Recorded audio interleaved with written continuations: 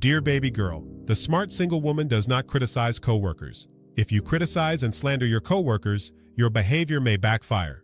Your divisive behavior can have long-term implications and could eventually destroy your career.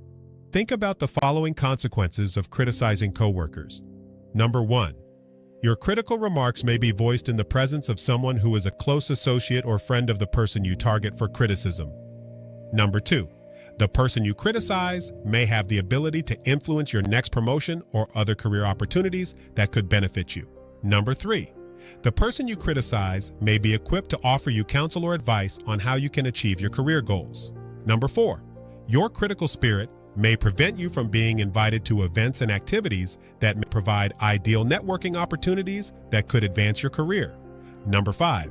Your critical behavior could make you a target of criticism by others and might eventually destroy your professional reputation.